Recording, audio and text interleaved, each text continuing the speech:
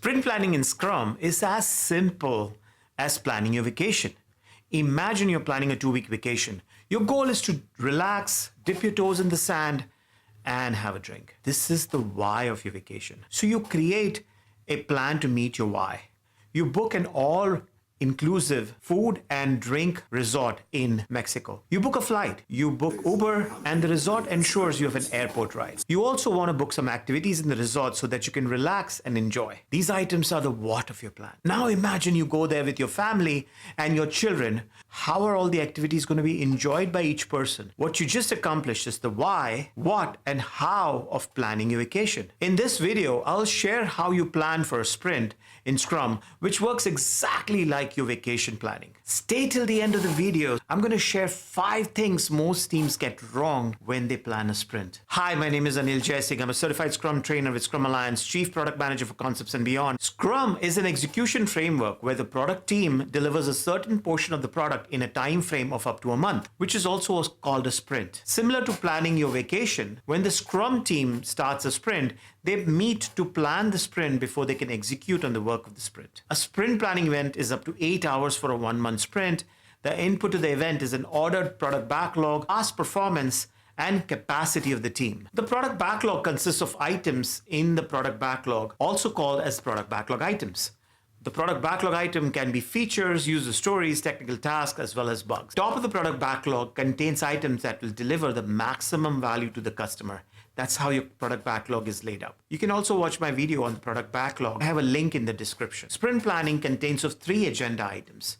The why. In the why, the product owner offers a set of product backlog items from the top of the product backlog. And typically, the product owner might have an overall objective that he or she proposes. The developers collaborate with the product owner in the why to create a sprint goal. A sprint goal is a single line statement of what the customer is going to get at the end of the sprint.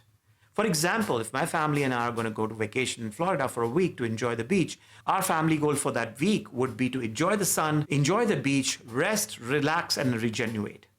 To accomplish this goal, we will need to take an Uber to the airport, we will take a flight from the airport to Florida, and we will take another Uber to our hotel, and on and on. These become the items we have to do in order to achieve our goal. Now, if you have an issue with the flight, we will have to change our plans and potentially figure out an alternative. Perhaps take a delayed flight or drive to another airport to take a different flight or drive to Florida. In this case, how I achieve the goal changes, but my overall goal does not change. This is exactly what a sprint goal is. It gets the team focused on a set of related tasks that deliver the goal. It's the North Star for the sprint. The next agenda item is the what. Now in the what, the developers look at the scope of the work proposed by the product owner and based on the past performance and capacity, decide on how much work they can pull from the product backlog. The sprint backlog contains the sprint goal and the items that the developers have chosen for the sprint. No one can make changes to the sprint backlog except the developers. So the sprint backlog is owned and protected by the developers. Past performance is the amount of work done by the developers in the past sprints. Some members might have time off, they might take some time for training or other administrative tasks. That reduces the capacity of the developers to take on work from the product backlog. Finally, the third agenda item in sprint planning is the how. In the how, the developers now design the work. They break down the work into smaller tasks that the developers can self-assign and work together to deliver each item by priority. While considering the what and the how, the developers also confirm that the sprint goal can be met by the items they've chosen. The sprint backlog now contains the sprint goal, the product backlog items, and the tasks along with who's doing what tasks, and hence the plan. Join us in our next Certified Scrum Master course or Certified Product Owner course to learn more about how you can effectively plan your sprint. Scan the QR code or check out the links in the description below. Now the moment you're waiting for. There are 5 things that most people get wrong when they plan a sprint. The first one is they don't have an agenda and they don't time box each of the why, what, and how. If this is you, then please rewind this video and consider using the agenda that I described in the beginning of the video. The second one is this is the first time that the developers get to see what's coming up in the sprint, and they spend most of the time with the product owner clarifying the requirements and estimating. The items in sprint planning should be ready, meaning that they should be clearly understood and estimated before the team comes into sprint planning. How can the Scrum team do that?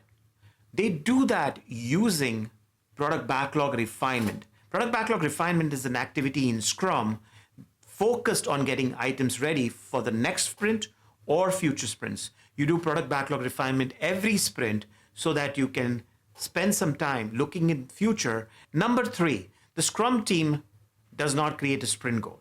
The goal is arguably the most important part of sprint planning. The typical sprint goal could be performance related to the customer experiences the response of the system in sub-seconds. Or the customer can search for movies and shows easily.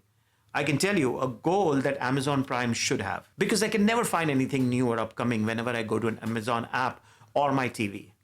Or it could be a customer gets an update for a self-driving module in a Tesla model. The sprint goal is an indication of all or most of the items in the sprint backlog. The sprint goal forces the Scrum team to collaborate and work on a single set of features that deliver on that goal. The goal also keeps them focused on what they want to achieve and gives them an opportunity to negotiate scope as needed with the product owner. Number 4, most teams do not know how many items to pick for the sprint.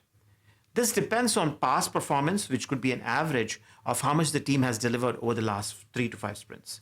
Another thing to keep in mind is the capacity of the team. The capacity of the team is the number of hours your team will spend on the work for the sprint. The 5th challenge, this is the most important. The developers in the Scrum team pick the number of items they want to work in the sprint. They pull the items from the product backlog to the sprint backlog. Listen carefully. The product owner does not push the developers to deliver more than they have pulled. It's mind-blowing, isn't it? So that's all I have about sprint planning, not different than any other planning that you do for your own teamwork. If you like this video, please click on the like button and subscribe button to see more videos like these. See you next time.